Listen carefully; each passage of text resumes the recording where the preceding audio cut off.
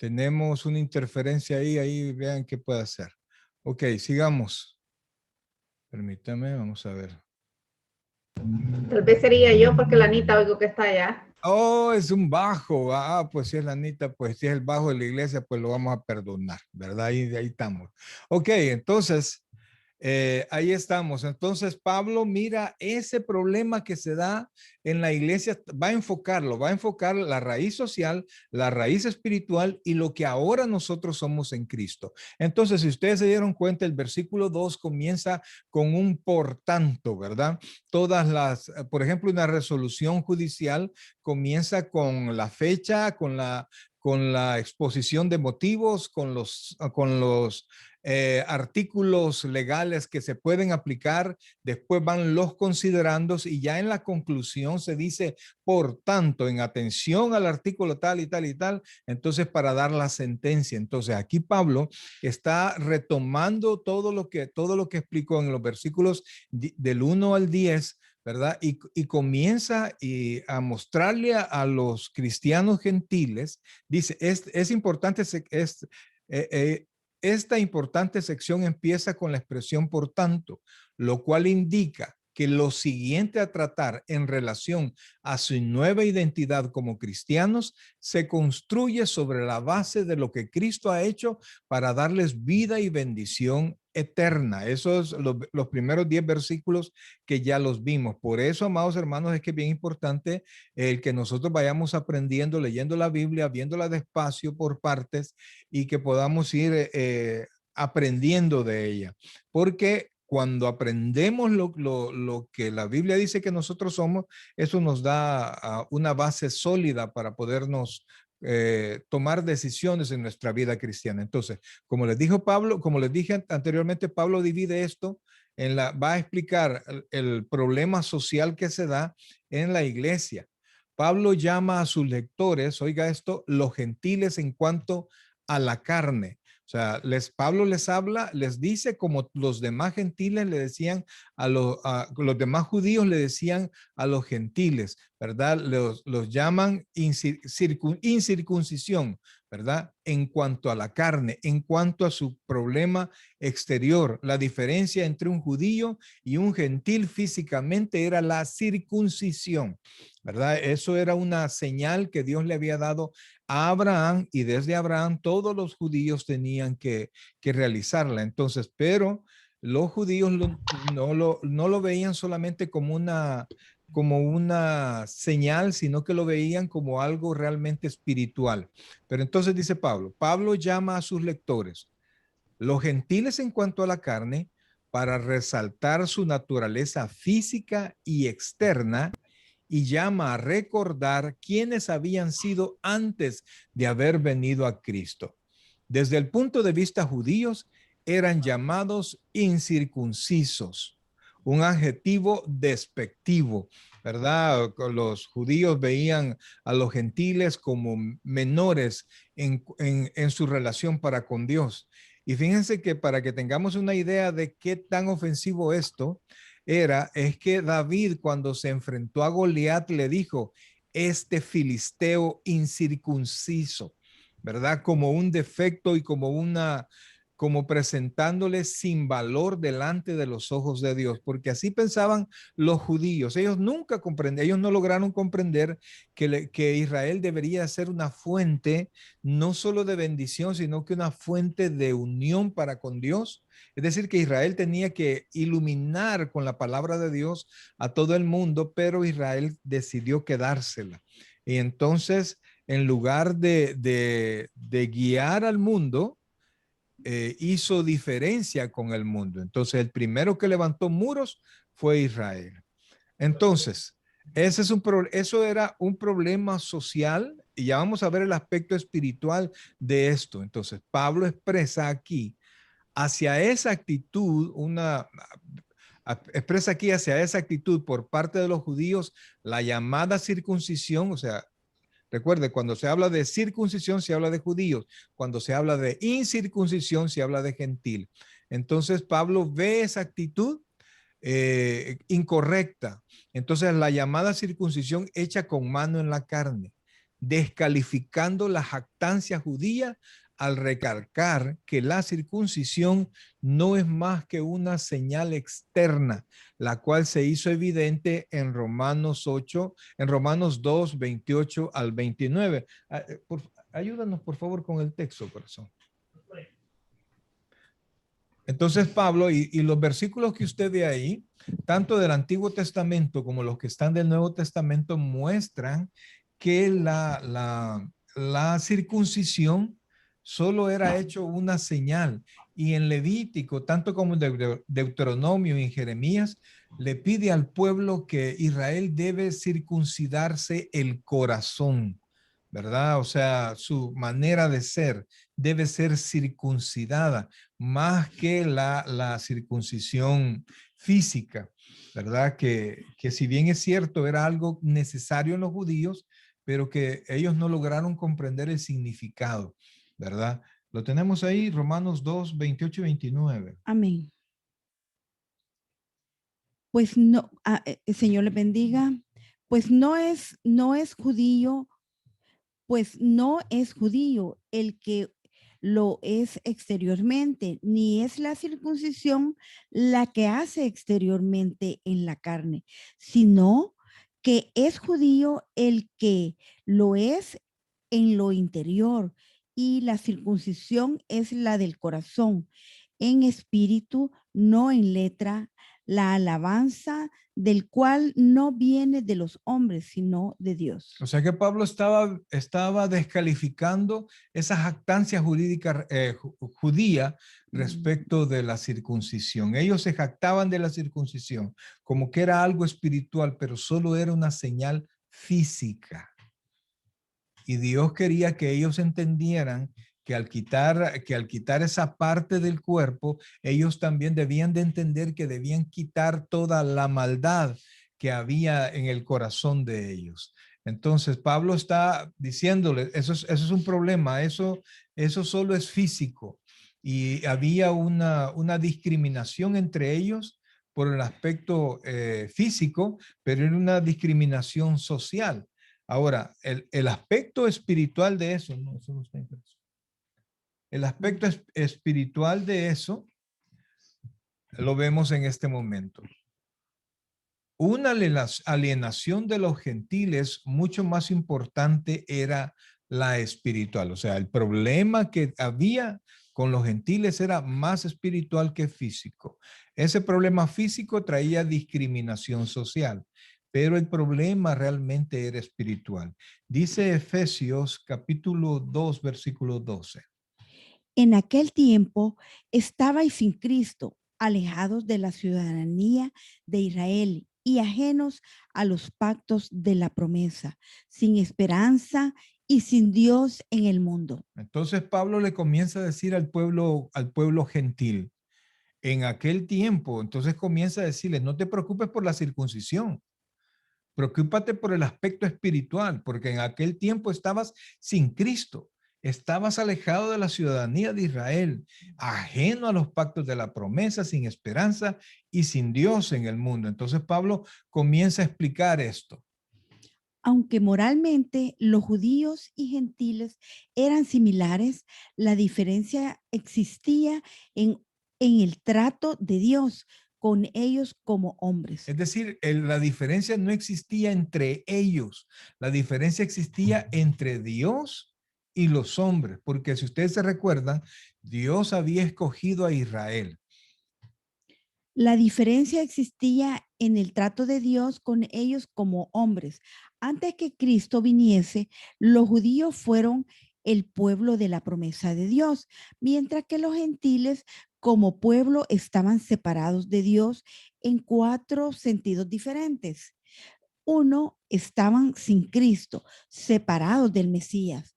Por tal razón, no tenían esperanzas mesiánicas en un Salvador y Libertador. Su historia no tenía propósito, plan ni destino, a excepción del judío, No. a excepción del juicio último de Dios, perdón, del cual no estaban siquiera enterados. O sea, Pablo les está diciendo, es que su problema no es la circuncisión física. Su problema es que están separados de Dios. Su problema es que no hay un propósito espiritual desde la perspectiva de Dios. Su problema es que están sin el Mesías, no están esperando al Mesías y que al final ustedes van al juicio de Dios, pero los judíos ni siquiera lo sabían. Ese era el gran problema que tenían. Entonces, como dijimos arriba, ¿verdad? Antes que Cristo viniese, los judíos fueron el pueblo de la promesa de Dios, mientras que los gentiles como pueblo estaban separados de Dios en 4 diferentes sentidos. Primero dijimos, estaban sin Cristo. 2. 2. Estaban alejados de la ciudadanía de Israel. Dios había organizado su pueblo escogido como una teocracia, una nación de la fe de él mismo, una nación de la que él mismo era rey y señor. Él dio a esa nación su bendición, protección y amor especial. Les dio sus pactos, su ley, su sacerdocio, sus sacrificios, sus promesas y su guía. O sea, en otras palabras, y ahí quedan los versículos si ustedes quieren ver esto. O sea, la diferencia no era a nivel entre hombres, sino que la diferencia era cómo Dios veía a los hombres. Y entonces Dios había escogido a un pueblo. Y fíjense que la circuncisión, si bien es cierto, solo era una señal, pero si ustedes se recuerdan, quiero ver si ustedes se recuerdan de este episodio, cuando Dios ya había hablado, ya había llamado a Moisés, ya había ardido la zarza, etcétera, ¿verdad? Ya Moisés ya había sido encomendado e ir a Egipto, pero inmediatamente vino Moisés y se llevó a su esposo y se llevó a sus hijos. Y en la noche apareció Dios que quería matar a Moisés. Si ustedes se recuerdan, no sé si ustedes se recuerdan de ese episodio. Y entonces cuando la esposa de Moisés vio que Dios quería matar a Moisés, inmediatamente agarró a su hijo y con una piedra de pedernal, ni siquiera con un cuchillo, por la carrera, para hacerlo rápido, vino y circuncidó a su hijo. Y entonces ahí Dios se apaciguó y se fue. Entonces vean que allí el problema era obediencia. Y la esposa de Abraham, ¿cómo se llamaba la esposa de Abraham? ¿Alguien se recuerda? Séfora, ella sabía que tenía que hacer eso, pero probablemente era la misma Séfora la que había impedido que Moisés circuncidara a sus hijos. Entonces, cuando Dios vino a reclamar de Moisés el cumplimiento de su mandato, Séfora inmediatamente reaccionó, ¿verdad? Dígame, hermana Roxana. Sí, pastor, nomás le quería preguntar qué era teocracia. Teocracia, por ejemplo, se lo voy a explicar. Usted sabe qué es democracia. Sí. El control o el poder en el pueblo. Teos significa Dios. El control, el poder está en Dios. Okay. ¿Verdad? Por eso es que cuando nosotros hablamos de teología, ¿verdad? Sofía es ciencia y teos es Dios. Estamos hablando del estudio de Dios, la ciencia, por decirlo así, o la disciplina que estudia a Dios o la deidad. Entonces, cuando hablamos de teocracia, es un gobierno en el cual Dios es el rey y señor. Israel es un pueblo que tiene una teocracia. Israel no tiene presidentes, tiene primer ministro, pero no tiene presidente, porque se entiende que es Dios el rey de ellos. Entonces, ¿sí se recuerdan de ese episodio de Moisés? Sí, sí. Entonces, para que ustedes vean, Dios quería el cumplimiento de su mandato. O sea, Dios no quiere dejar pasar de largo ningún mandato de él. Dios quiere que nosotros le obedezcamos. Para nosotros es solamente ¿cómo se llama?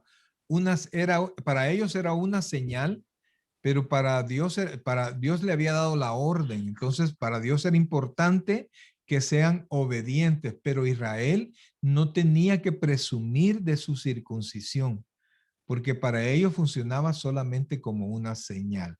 No sé si me estoy dando a entender. Entonces, para ser parte de Israel, era necesario estar circuncidado.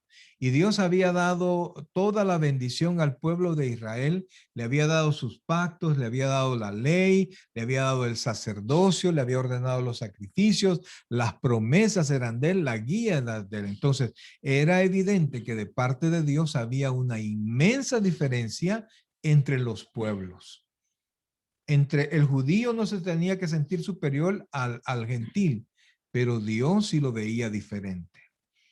Entonces, ese problema era el que Pablo está explicándole al gentil, que por eso es que el gentil debe sentirse agradecido, debe tener una mirada diferente, ¿verdad? Y pasar de largo la actitud incorrecta de los judíos.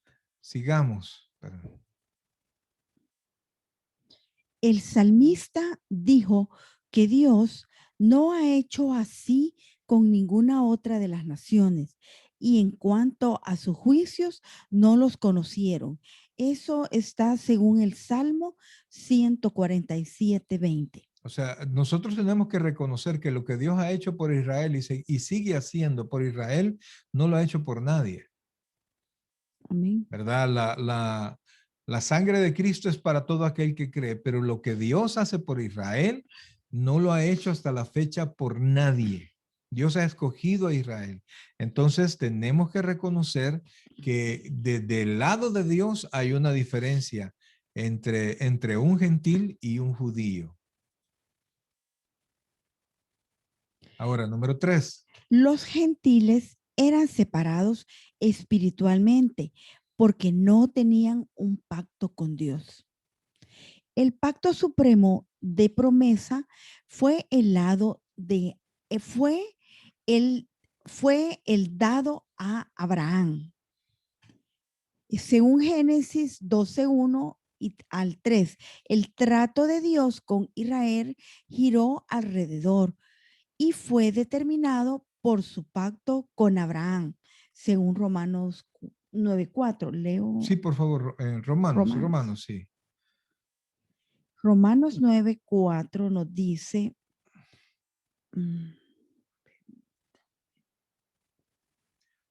sí, por eso es que nosotros tenemos que, la Biblia nos manda a orar por Israel, a tener en estima a Israel, pero ellos no son superiores que nosotros.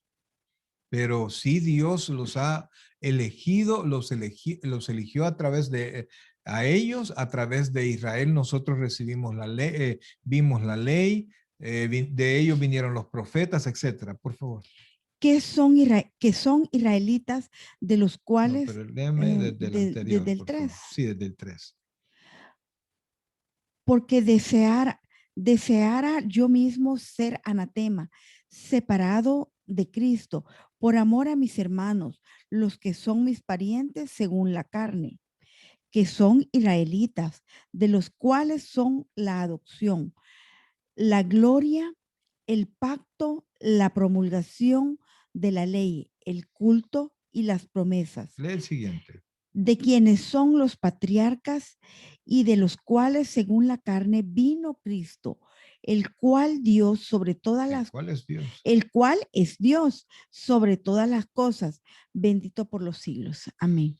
Entonces, aquí estamos viendo la diferencia, ¿verdad? Pero ahora en Cristo, Pablo les va a mostrar que en Cristo tenemos una unidad y que no estamos ceñidos a las promesas del Antiguo Testamento, sino que estamos en Cristo y en Cristo están todas las promesas y el resto y el nuevo pacto que viene para con la iglesia. Ahora dice ese es Ese es el el texto que texto que acabas de leer. leí Sí. con anterioridad. Por medio de los pactos, Dios daba y renovaba sus promesas sobre bendecir, prosperar, multiplicar, salvar y redimir a Israel. Eso es el contenido de los pactos. En ellos prometía dar a su pueblo una tierra, un reino y un rey a quienes creyeran en él. Prometió vida eterna y el cielo. Pero eso es los pactos. Entonces los gentiles estaban lejos de los pactos. 4.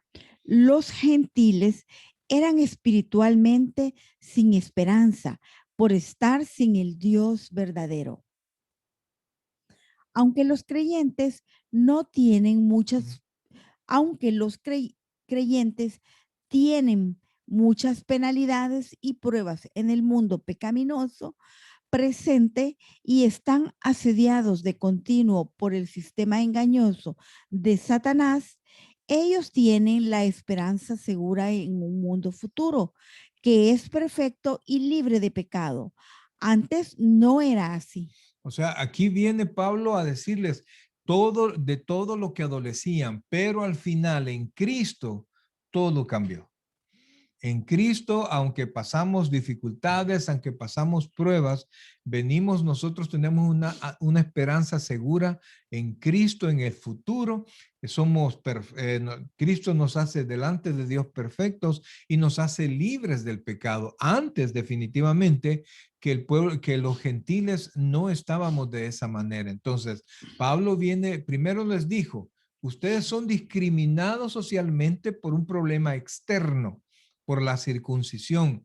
Número 2, ustedes tienen una diferencia con los judíos por cuatro problemas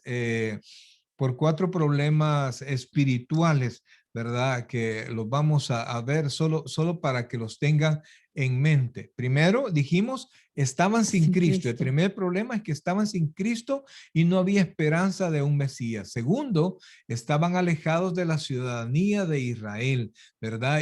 Y al estar alejados de la ciudadanía de Israel, estaban alejados del cuidado de Dios como una como algo especial. Número 3, los gentiles eran separados espiritualmente porque no estaban incluidos dentro del pacto, ¿verdad? Como lo vimos anteriormente, un pacto dice que por medio de los pactos Dios daba y renovaba sus promesas sobre bendecir, prosperar, multiplicar, salvar y redimir a Israel. Entonces, como no eran parte de la ciudadanía de Israel, no estaban en los pactos, entonces estaban sin Cristo, es decir, no esperaban Mesías, no había manera, pero ahora los gentiles eran espiritualmente sin esperanza por estar sin el Dios verdadero. Entonces, pero al venir a Cristo, los creyentes, aunque pasemos muchas penalidades, al final nosotros tenemos una esperanza segura en el mundo futuro que es perfecto y libre de pecados. Antes no era así. Entonces, ahora Pablo va a explicarnos la unidad que tenemos en Cristo. Prácticamente este tema solo lo vamos a dejar planteado, que es cómo ahora nosotros, gentiles y judíos, estamos frente a Dios y como una unidad en Cristo. Versículo 13. Pero ahora en Cristo Jesús, vosotros que en otro tiempo estabais lejos, habéis sido hechos cercanos por la sangre de Cristo, porque Él es nuestra paz, que de ambos pueblos hizo uno, derribando la pared intermedia de separación, aboliendo en su carne las enemistades, la ley de los mandamientos expresados en ordenanzas, para crear en sí mismo de los dos un solo y nuevo hombre, haciendo la paz. Y mediante la cruz, reconciliar con Dios a ambos en un solo cuerpo, matando en ellas las edades vino y anunció las buenas nuevas de paz a vosotros que estabais lejos y a los que estaban cerca, porque por medio de él, los unos y los otros, tenemos entrada en un mismo espíritu al Padre. Entonces vea que dice en el versículo anterior, dice, hablando de Cristo, aboliendo en su carne las enemistades, la ley de los mandamientos expresados en ordenanzas, prácticamente que con Cristo viene a dejar atrás todo lo que para los judíos era ganancia, para crear en sí mismo, es decir, en Cristo, de los dos un solo y nuevo hombre, y hace de los dos pueblos hace la paz. Y entonces, a través de la cruz, reconciliar con Dios a ambos, porque como dice Pablo en Romanos, que él prueba que judíos y gentiles están alejados de Dios. Entonces dice, en un solo cuerpo, matando en ella las enemistades, y vino y anunció las buenas nuevas de paz a vosotros que estabais, oiga esto, que estabais lejos. Acuérdense que Pablo está hablando con gentiles y después dice, y a los que estaban cerca. Los que estaban cerca eran el pueblo de Israel y los que estaban lejos era el pueblo gentil. Y dice el versículo 18, porque por medio de él los unos, ¿quiénes son los unos? Los que estaban lejos. Y los otros, ¿quiénes son los otros? Los que estaban cerca. Tenemos entrada por un mismo espíritu al Padre. Amén. Aquellos que en otro tiempo estaban lejos eran los gentiles que habían venido a Cristo. Lejos era un término judío común que se empleaba en los escritos rabínicos para escribir a los gentiles, quienes estaban alejados del Dios verdadero. Amén. Sigamos. Por otra parte, los judíos consideraban que ellos y los convertidos al judaísmo habían sido hechos cercanos a Dios por la sangre de Cristo. Oiga el problema que tenían los judíos en su mente. Los judíos consideraban que ellos, el pueblo de Israel, y quienes más, y los convertidos al judaísmo, es decir, los gentiles que se convertían al judaísmo, habían sido hechos cercanos a Dios por la sangre de Cristo. O sea, habían hecho una mezcla de todo, ¿verdad? Necesitaban a Cristo para que ellos pudiesen ser parte del pueblo de Israel. Entonces, no se trata de una cercanía externa, dispensacional, nacional, geográfica o ceremonial, sino una íntima unión espiritual con el Señor Jesucristo. O sea, ellos Amén. no lograban comprender esto. Léeme, ahí está el 24.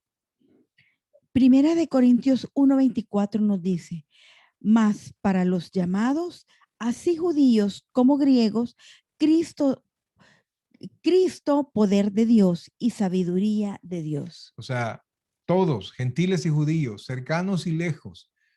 Cristo es poder de Dios, ¿verdad? El apóstol Pablo dice allá en el capítulo 1 de Romanos, porque no me avergüenzo del evangelio, porque es poder de Dios para salvación a todo aquel que cree, ¿verdad? Y por supuesto, a través de Cristo tenemos toda la sabiduría de Dios. La raíz de la discordia, el antagonismo, la enemistad y el odio, la amargura, la lucha, la guerra, el conflicto y todas las demás formas de división y falta de unidad es el pecado. Esa es la raíz, no es otra, ¿verdad? No hay otro tipo. La enemistad, dice la Biblia allá en Gálatas 5:22, ¿verdad? Creo que es Sí. 17, que manifiestas son las obras de la carne que son, ¿verdad? Y habla de enemistades, de pleito. Estas son las obras de la carne y todas las obras de la carne son pecado. Entonces, la raíz de la discordia es pecado, ¿verdad? Así están, ¿verdad? Gálatas 5:17, porque dice un poquito más atrás, digo, pues andad en el espíritu, no satisfacer los deseos de la carne.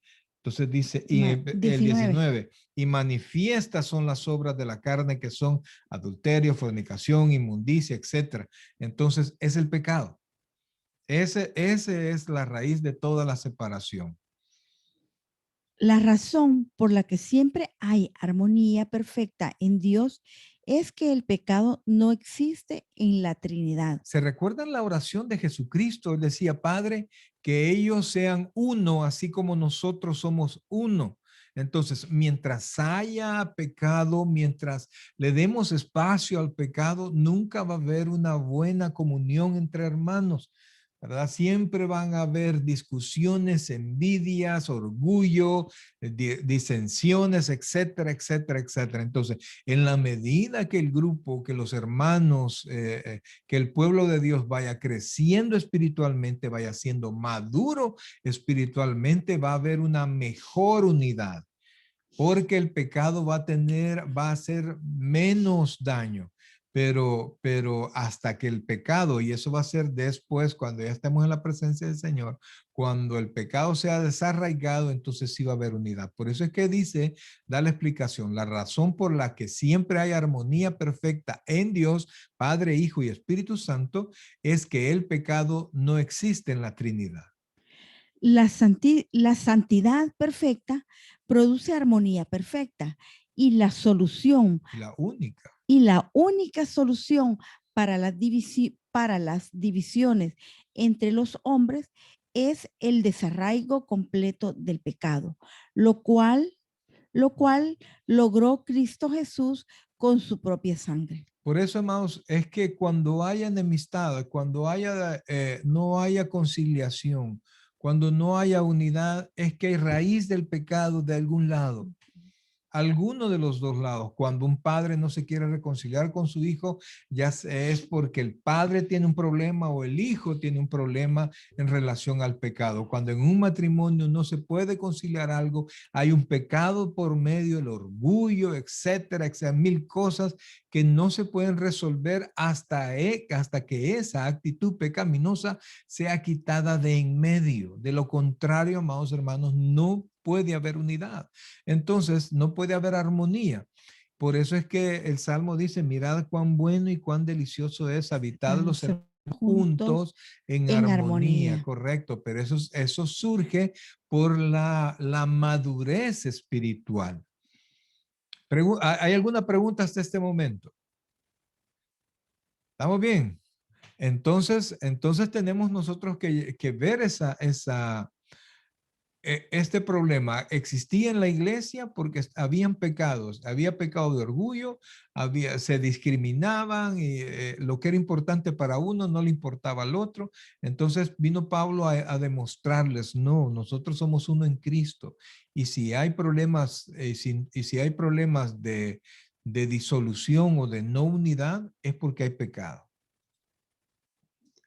Los que confían en su obra expiatoria son libertados del pecado, ahora en su nueva naturaleza, y serán libertados de manera práctica y permanente del pecado en sus nuevos cuerpos. Cuando lleguen a su encuentro con el Señor, el valor limpiador y purificador de la sangre de Cristo se lleva de inmediato el castigo del pecado y finalmente elimina su misma presencia. Por eso es que, fíjense, no es que ya no vamos a tener problemas, sino que dice, los que confían en su obra expiatoria, en la obra expiatoria de Cristo, son libertados del pecado ahora. ¿Dónde? En su nueva naturaleza. O sea, usted por dentro, usted tiene todo el poder de ser liberado de todas esas malas costumbres, de esas malas, yo así soy, pastor. No, hombre, libérese de eso. O sea, vaya al Señor, medite con Dios, mire lo que está mal. Se puede cambiar todos los malos hábitos. Mire, todos los problemas que tenemos como personas que nos han ocasionado problemas con otras personas o que no nos permiten alcanzar las cosas que queremos, están en nuestra pecaminosidad, en nuestra naturaleza carnal. Fíjense que al final el cuerpo no podemos decir que es malo. El cuerpo es como el dinero. Pregunto, ¿el dinero es malo o es bueno? ¿Ah? ¿Puede catalogarse el dinero como malo o bueno? Depende. Entonces, ¿de qué depende? Depende del valor que le pongamos al dinero, porque lo podemos usar para bien, pero si le ponemos un valor sobre todo, que es solamente ya ahí es malo, porque es como si estuviera ocupando el lugar de Dios. Entonces el dinero podemos decir que es neutro, ¿verdad? Puede ser bueno o puede ser malo. Entonces, la bondad o la maldad, el pecado o la bondad de esto está en el corazón de la persona que lo utiliza. El cuerpo es malo o es bueno. También es neutro, ¿no? Es neutro, correcto. Mire, el cuerpo puede hacer todo lo que usted quiera que haga. Y si usted desea vivir en santidad y usted se entrega al Señor y usted se entrega a hacer lo bueno, su cuerpo va a hacer lo que usted le ordene. Pero la naturaleza carnal que llevamos dentro, que alimentamos constantemente, no deja actuar al cuerpo correctamente. Entonces, pero con Cristo, nuestra nueva naturaleza está apartada del pecado. Y entonces por eso es que tenemos que madurar, crecer espiritualmente para que nuestra vida, nuestro cuerpo obedezca a nuestra nueva naturaleza y no a la naturaleza pecaminosa que nos dice, que nos llama a hacer lo malo. ¿Se entiende lo que acabo de explicar? Eso, Sí. amados hermanos, eso es crucial y eso es doctrina, o sea, esto no es otra cosa, esto es doctrina. Usted no puede señalar su cuerpo como malo y por eso es que de nada le servía a mucha gente que se golpeaba, ¿cómo se llama eso? Flagelarse el cuerpo, no sirve de nada. Al contrario, cuando son problemas de pecado, el flagelarse acelera y hace más fuertes los deseos pecaminosos. Eso está comprobado, ¿verdad? Entonces, por eso, amados hermanos, es que nosotros tenemos que someternos al valor limpiador y purificador de la sangre de Cristo. Y ir a la presencia del Señor y serle claro a Él. Se recuerda que la Biblia dice que si confesamos nuestros pecados, Dios es fiel y justo para perdonarnos y limpiarnos de toda maldad. Si usted tiene un problema, cualquiera que este sea, llévelo a Dios. Claro, no lo diga, no se ponga a orar en medio de los hermanos, ¿verdad? Fíjese que yo hago esto. No, no, no. Usted solo en su cuarto con Dios, donde nadie le escuche, dígaselo, confiese, Señor, yo tengo este problema, yo tengo esta debilidad, no le he superado, ayúdame, ayúdame, y Dios nos va a ayudar. Entonces, todos los problemas que tenía tanto el pueblo judío como el pueblo gentil son superados en Cristo. Si dejamos que nuestra nueva naturaleza, el nuevo hombre, el que va a estar en el cielo, tome el control de nuestra mente y de nuestro cuerpo.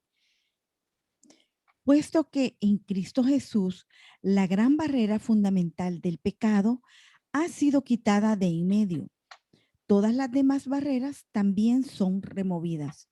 Quienes son uno en Cristo son uno en cada uno de ellos y entre sí, bien sea que se percaten de ello o actúen como si no fuera un hecho. Es decir, lo que aquí está diciendo, quienes son uno en Cristo, son uno en cada uno de ellos y entre sí. Es decir, yo estoy completo en Cristo yo solo, pero nosotros estamos completos juntos porque estamos en Cristo. A mí no me hace falta nada en Cristo, ni a usted tampoco, pero juntos somos la unidad del cuerpo de Cristo. Y Primera de Corintios 6:17, bueno, ahí lo tenemos, ¿verdad? Nos dice, pero el que se une al Señor, un espíritu es con él. Somos un solo espíritu con Cristo. Amén. Por eso es que la Biblia llama al Espíritu Santo el Espíritu de Cristo. Estamos unidos con Él. Y si usted mire, y a mí me da tristeza que todavía tengamos problemas entre cristianos que no se puedan resolver. O sea, no es que somos perfectos, no. Yo puedo tener problemas con alguno de ustedes, pero entonces, ¿qué tengo que hacer? Primero, tener una actitud de humildad y llamarle a usted y aclararlo. Y si usted tiene una actitud, y si usted anda en el Espíritu también, téngalo por seguro que cualquier problema se va a resolver. Pero mientras nos mantengamos en nuestra actitud de no cristiano, aunque usted crea que tiene todo el derecho de tenerla, de tener esa actitud, nunca va a llegar a la armonía. Y amados, no importa lo que usted tenga, lo que usted sea, cuando usted no vive en armonía, qué triste es. El propósito de participar de la Cena del Señor es que recordemos el sacrificio que nuestro Señor hizo, no solo para acercarnos a Él, sino también entre nosotros.